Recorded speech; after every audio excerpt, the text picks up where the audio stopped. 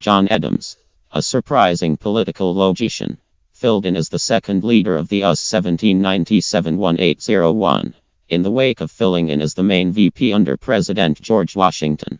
Learned and insightful, John Adams was more exceptional as a political scholar than as a government official. Individuals and countries are fashioned in the flames of difficulty, he said, without a doubt thinking about his own as well as the American experience. Adams was brought into the world in the Massachusetts Narrows province in 1735. A Harvard-taught legal counselor, he early became related to the Loyalist cause. A representative to the First and Second Mainland Congresses, he drove in the development for freedom. During the Progressive Conflict he served in France and Holland in conciliatory jobs, and arranged the settlement of harmony. From 1785 to 1788 he was pastor to the court of St. James, getting back to be chosen VP under George Washington. Adams' 2 terms as VP were baffling encounters for a man of his energy, keenness, and vanity. He whined to his better half Abigail, "My nation has in its insight created for me the most immaterial office that consistently the development of man thought up or his creative mind considered." At the point when Adams became president, the conflict between the French and English was causing extraordinary challenges for the U.S. on the high oceans and extreme partisanship among battling groups inside the country. His organization zeroed in on France, where the registry, the decision bunch, would not get the American emissary and had suspended business relations. Adams sent 3 chiefs to France.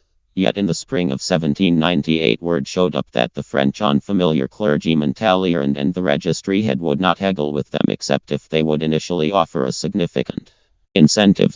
Adams announced the affront to Congress, and the Senate printed the correspondence, in which the Frenchmen were alluded to just as X, Y, and Z. The country broke out into what Jefferson called the X, Y, Z fever, expanded in force by Adams' urgings. The general population cheered itself dry any place the president showed up. Never had the Federalists been so famous. Congress appropriated cash to finish 3 new frigates and to construct extra ships, and approved the raising of a temporary armed force.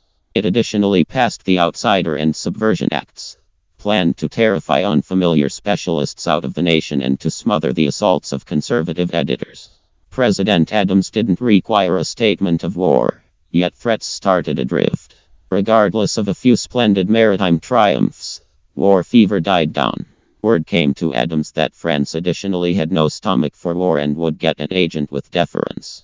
On November 1, 1800, not long before the political decision, Adams showed up in the new capital city to relocate to the White House. Adams resigned to his homestead in Quincy. Here he wrote his intricate letters to Thomas Jefferson. Here on July 4, 1826, he murmured his final words, "Thomas Jefferson gets by." Yet Jefferson had kicked the bucket at Monticello a couple of hours sooner.